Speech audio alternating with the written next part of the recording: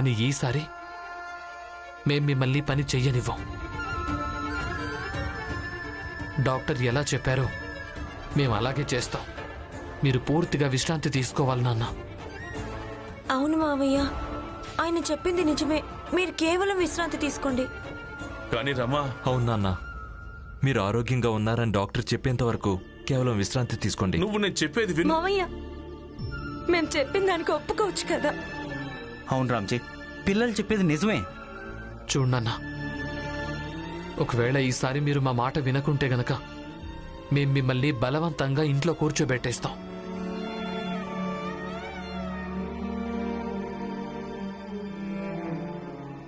నేను జట్కా బండి తీసుకొస్తాను.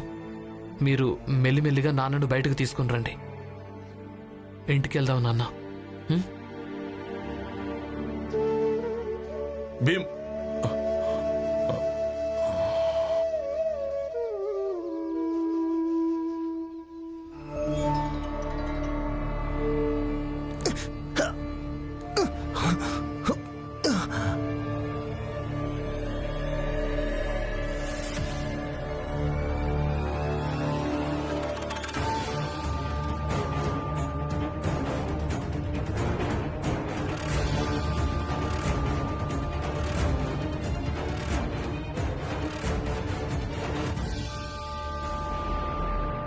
వద్దు వద్దు వద్దు వద్దు వద్దు వద్దు వద్దు ప్రచండదేవ్ గారు, ఇది సరైంది కాదు. చూడండి, వద్దు వద్దు వద్దు వద్దు వద్దు వద్దు వద్దు వద్దు వద్దు వద్దు వద్దు వద్దు వద్దు ప్రచండదేవ్ గారు, ఇది పూర్తిగా తప్పు. నేను చెప్పేది వినండి. చూడండి ప్రచండదేవ్ గారు, ఇది సరైంది కాదు. నేను కేకలయ్యకు నరోత్తం, నీ పాపానికి ప్రాయశ్చిత్తం నువ్వు ఇప్పుడు చేసుకోక తప్పదు. ఇలా చూడండి, ఇది పాపానికి ప్రాయశ్చిత్తం చేసుకోక తప్పదు. నరోత్తం జోషి, ధర్మ రక్షణ కోసం మనమే ఒక ఉదాహరణగా మారాల్సి ఉంటుంది. నువ్వే ఆలోచించు. నువ్వు మెడలో ఇది వేసుకుని బయటంతా ఇంటింటికి వెళ్లి ముష్టెత్తుకుంటుంటే జనాలు ఏమనుకుంటారు, ఏమంటారు? మన నరోత్తం జోషి గారు ధర్మం అలాగే నమ్మకాలను ఎంతగా గౌరవిస్తున్నాడు అని. ఒక పశువు ఆత్మకి శాంతి కలిగించడానికి సామాజిక శిక్షను అనుభవిస్తున్నాడు అని.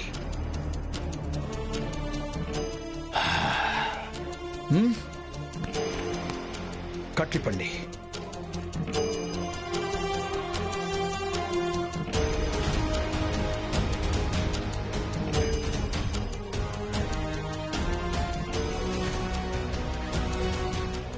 ఇప్పుడు ఇతను ముష్టెత్తుకుంటాడు.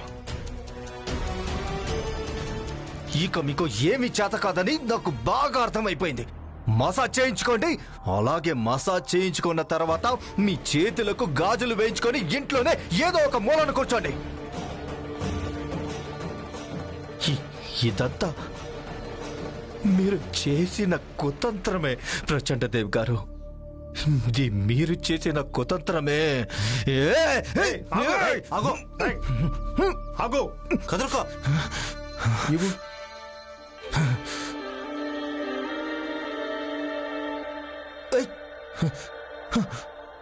పట్టుకో నరోత్తం జోషి, ఇక వెళ్ళి ముష్టెత్తుకో.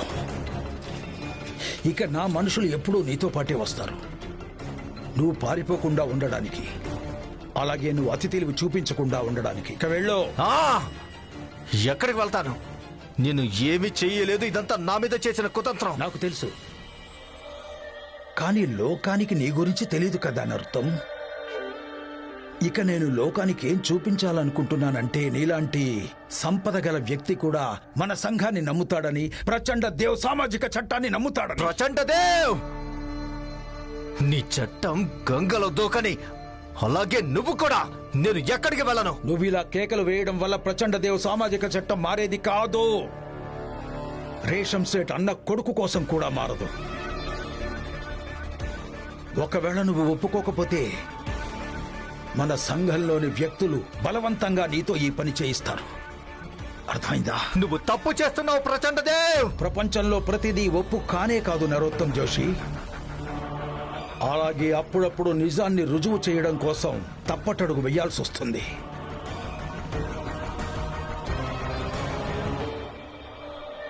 ఇప్పుడు నాకిది ఒప్పు. అలాగే తప్పు అర్థమైందా లేదా? నువ్వేమన్నావు? చేతులకు గాజులు వేసుకుని నేను కూర్చోవాలా? చూడు చూడు,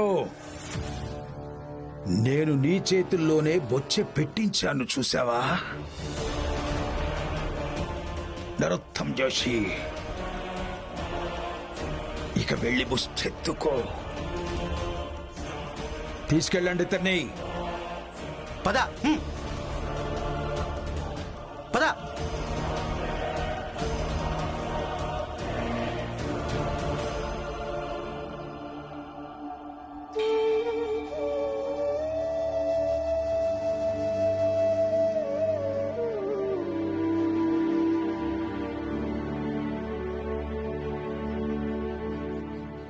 నిజంగా ఆ పైవాడు ఉన్నాడని ఒప్పుకోక తప్పదు.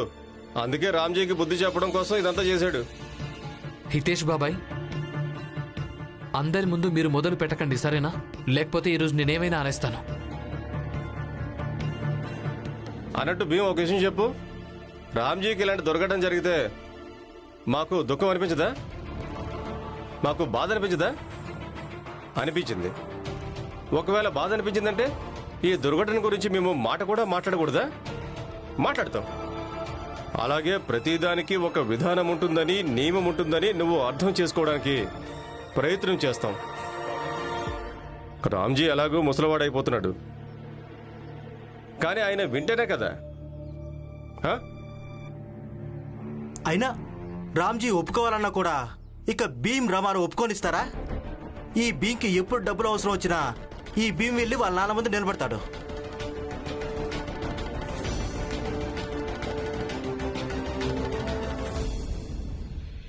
అయినా ఒకవేళ భీమ్ డబ్బులు అడిగినా కూడా తన తండ్రిని అడుగుతాడు కదా, మధ్యలో మీకేం ఇబ్బంది? నేనేమంటున్నానంటే భీమ్ రామ్జీ గారిని ఏదైనా అడిగినా లేదా ఏదైనా అన్నా సరే, కానీ వీళ్ళిద్దరి విషయంలో తల దూర్చడానికి మీరెవరు అని. అయ్యో పులియ గారు, వీళ్ళకిది దినచర్యలా మారిపోయింది. అయినా వీళ్ళు భీమ్ ఇంకా తన కుటుంబం మధ్యలో తలదూర్చినంత వరకు అంతవరకు వీళ్ళ తిండి ఎక్కడ జీర్ణమవుతుంది? నందు, వాళ్ళని మాట్లాడనివ్వండి.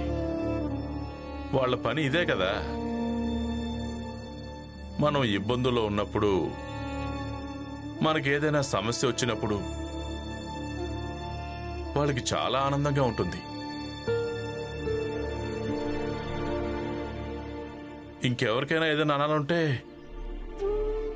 పర్వాలేదు అనండి, నేను పడతాను.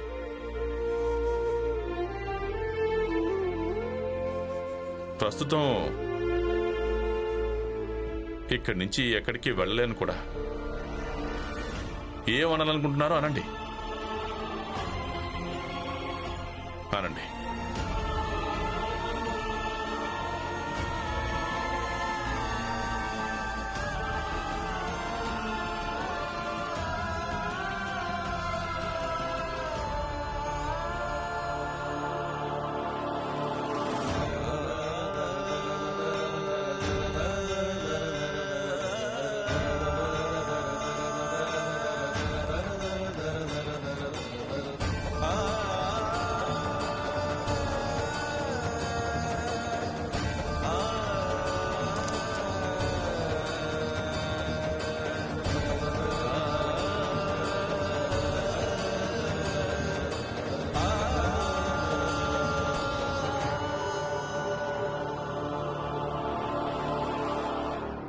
నువ్వే పశుహత్య చేసిన పాపివి. ఇదిగో కొంచెమైన పాపం తగ్గుతుంది.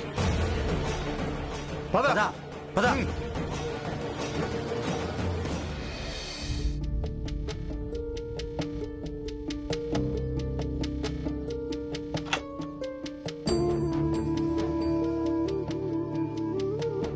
ఇదిగో కొన్ని ఆకుకూరలు, అలాగే మీ నాన్న కోసం ఏమైనా పళ్ళు తీసుకొనిరా. అన్నట్టు ఇవి మీ నాన్న పెన్షన్ డబ్బులు. ప్రతి పైసా లెక్క చెప్పాల్సి ఉంటుంది నాకు. డబ్బులు మిగిల్చుకోవద్దు.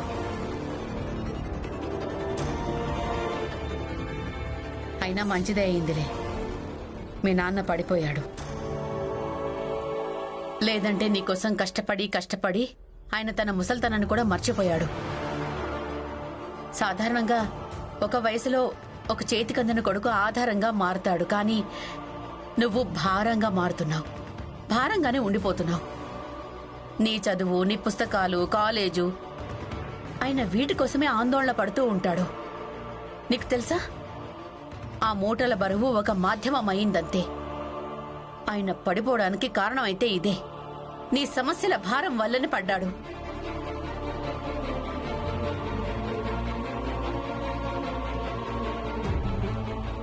ఒకవేళ నువ్వు మీ నాన్న గురించి కొంచెమైనా ఆలోచిస్తే గనుక తన తల మీదున్న భారాన్ని కొంచెమైనా తగ్గించు.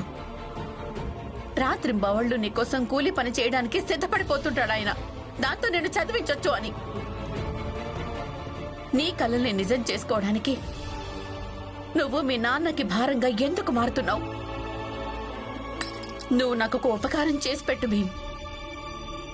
నీ కలల్ని నీ శక్తి సామర్థ్యాలతో నిజం చేసుకో, మీ నాన్న శక్తి సామర్థ్యాల మీద కాదు.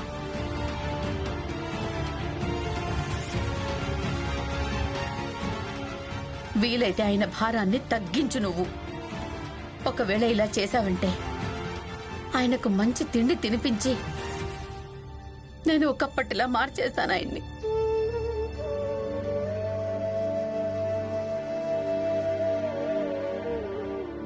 నేనేమనుకోవాలి?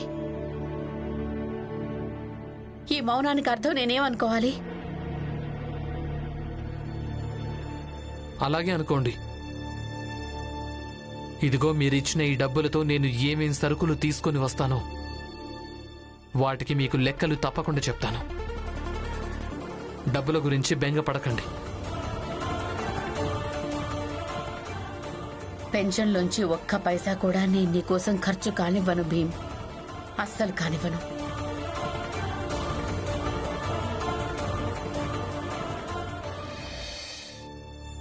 మీరు పరీక్షలో పాస్ అయినందుకు చాలా సంతోషంగా ఉంది కదా?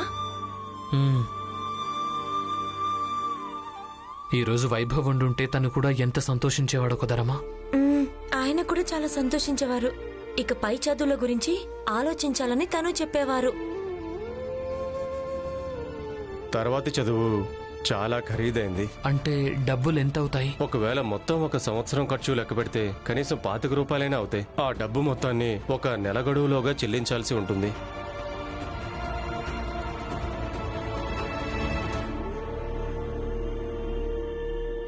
ఏవైంది? ఏం ఆలోచిస్తున్నారు? నామ్ జోషి సార్ ఏం చెప్పారంటే తర్వాతి చదువుల కోసం సంవత్సరానికి 25 రూపాయలు అవుతాయని. పైగా సంవత్సరం డబ్బు మొత్తం ఒక్క నెలలోనే కట్టాల్సి ఉంటుంది. డబ్బులు ఎక్కడి నుంచి తీసుకుని రావాలి?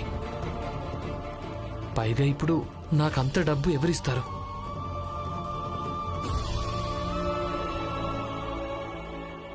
నేనెంత డబ్బు సంపాదిస్తానో వాటిని బట్టి చూస్తే నేను సంవత్సరాల దాకా పనిచేయాల్సి ఉంటుంది. అప్పటికి గాని 25 రూపాయలు జమ కావు. ఇక కేవలం నేను ఉద్యోగం చేయకూడదని ముందు నుంచి అందరూ అడ్డుపడుతున్నారు. నాకు అర్థం కావటం లేదు. 25 రూపాయలు నేను ఎక్కడి నుంచి తీసుకురావాలి? మీరేం కంగారు పడకండి, జరిగేదేదో జరుగుతుంది. అయినా మీరే చెప్తుంటారు కదా, నడవడానికి నమ్మకం ఉండడం మంచిదని. మార్గం ఎప్పుడు తోడు వదిలిపెట్టదు.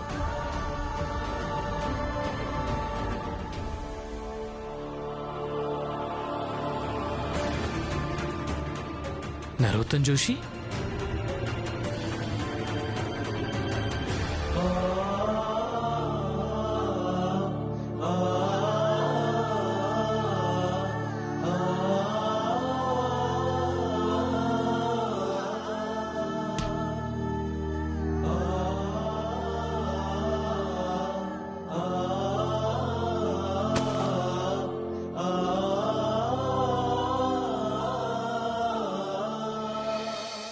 ఆగండి ఆగండి. మీకు పశుహత్య పాపమంటుకుంటుంది. దానికి ఇదే సరైన శిక్ష అవుతుంది. వెలిక నుంచి వెళ్ళి ముష్టెత్తుకో. పదా. ఇంటికి పదండి. లేదు, ఆగు. నేను నరోత్తమ్ జోషికి ఒకటి చెప్పాలి. ఏం చెప్తారో? అనవసరంగా గొడవ అవుతుంది, పదండి. ఏం చెయ్యాలి రమా? అనవసరంగా గొడవ అవుతుందన్న భయంతో నిజం చెప్పకుండా నన్ను నేను ఆపుకోవాలా? నేనలా చెయ్యలేను. ఆగండి, వినండి. ఇప్పుడు ఏమవుతుందో ఏమో. నరోత్తమ్ గారు,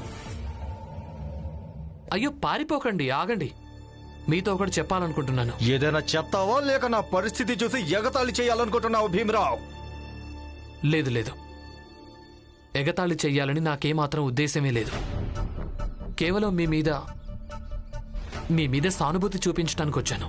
అలాగే మీకేం చెప్పాలని వచ్చానంటే, మీరు పశువుల కోసం ఏర్పాటు చేసిన సామాజిక నియమాలను చాలా శ్రద్ధగా పాటిస్తున్నారు. ఎందుకంటే సమాజంలో పశు హత్య అనేది ఒక పెద్ద అపరాధం కదా. ఇక అందుకే వ్యవస్థను కూడా ఏర్పాటు చేయడం జరిగింది. ఎలాంటి పశువు చావుకైనా కారణమైన వ్యక్తికి ప్రాయశ్చిత్తం పేరుతో శిక్ష అనుభవించాల్సి ఉంటుంది. అలాగే నేను మీకు చెప్పాలనుకుంటున్నాను, మీరు ఏదైతే చేస్తున్నారో అది పూర్తిగా సరైంది జోషి గారు. ఆగండి, ఆగండి. నేను ఇంకో విషయం కూడా చెప్పాలనుకుంటున్నాను, వినండి. జోషి గారు, మీ దృష్టిలో అలాగే మీ అందరి దృష్టిలో కూడా మా జాతి వాళ్ళు అలాగే మా సంఘంలోని వాళ్ళు పశువులు ఇంకా జంతువులే కదా, అవునా? మా అందరి కోసం మీకెప్పుడూ ప్రాయశ్చిత్తం చేసుకోవాలనిపించలేదా? మా అందరి కోసం మీ మనసు అలాగే మీ మెదడులో సానుభూతి అనేదే కలగదా?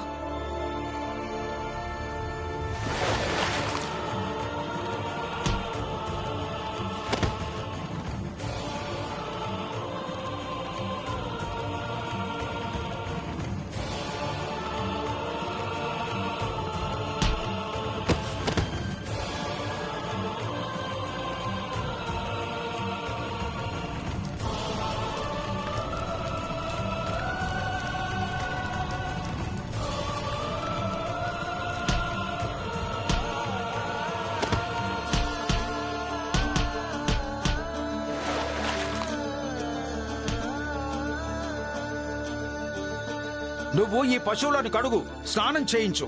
ఇక ఆ పశువుల శరీరం మీద నుంచి నీళ్లు జారి కింద పడితే వాటిని ఒకవేళ వీళ్ళందరూ ఏదైనా పాత్రలో పట్టుకుంటే గనక ఆ నీళ్లు వీళ్లకు దక్కుతాయి. ప్రాయశ్చిత్తం చేసుకోవాలని మనసు కనిపించదేమో, కానీ ఒకవేళ మీరు ఈ మాత్రం ఒప్పుకున్న చాలు నరోత్తమ్ జోషి గారు. మేమందరం పశువులం కాదు అని, మేము కూడా మీలాగే మనుషులమని. కేవలం ఈ మాత్రం ఒప్పుకోవటం వల్ల మా జాతి అలాగే సంఘంలోని వ్యక్తులు ఎన్ని దీవెనలిచ్చేవాళ్లంటే, వాళ్ల దీవెనల వల్ల మీ జీవితాలు ఎలాంటి కష్ట నష్టాలు లేకుండా చాలా ప్రశాంతంగా సాగిపోతాయి. కానీ బాధాకరం, మీ అందరిలోంచి ఎవరు కూడా ఇలా చెయ్యలేదు. చూడు భీమరావ్, నువ్వు ఈరోజు ఏం చెప్పావో ఒక్కొక్క మాట ఒక్కొక్క పదం ఎప్పటిలాగానే పనికి మాలినవే. నేను ఎలాంటి పాపం చేయలేదు, నేను ఎలాంటి పశువు హత్య చేయలేదు. ఇదంతా నా మీద చేసిన కుతంత్రం. ఇది మీ మీద చేసిన మొదటి కుతంత్రం మాత్రమే నరోత్తమ్ జోషి గారు. కానీ మాలాంటి వాళ్ల మీద మాత్రం ఇలాంటి కుతంత్రాలు రోజు ఎన్నో సంవత్సరాలుగా చేస్తూ వచ్చారు. ఇక మాకెలా అనిపిస్తుందో ఆలోచించండి. ఎలా అయితే పశువు హత్య కోసం సామాజిక చట్ట ప్రకారం శిక్ష నిర్ధారించడం జరిగిందో, అలాగే మా జాతిని అలాగే మా సంఘంలోని వాళ్లను పీడించినందుకు గాను ఈ సమాజంలో ఖచ్చితంగా ఒక చట్టం ఏర్పడుతుంది. ఇక ఆ చట్టం ప్రకారమే పీడించిన వాళ్లకు శిక్ష వేయడం కూడా జరుగుతుంది.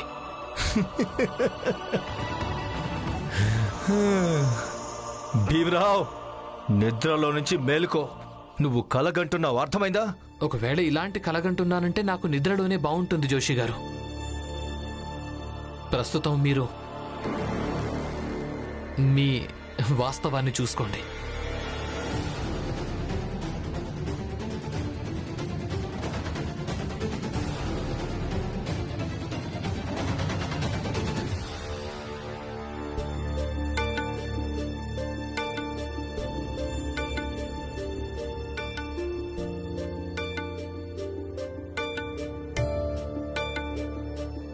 బాబాయ్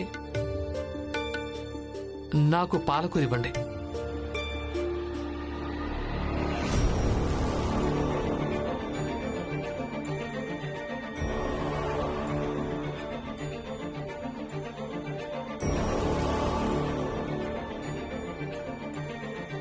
ఒక పైసా తక్కువ ఉంది, రేపు తీసుకెళ్ళు. ఎందుకు? నాకు డబ్బులు కావాలి, ఇవ్వండి. రోజు కూరగాయలు తీసుకెళ్తుంటావు కదా, రేపు వచ్చి తీసుకో, దాంట్లో ఏముంది? ఇవి మీ నాన్న పెన్షన్ డబ్బులు.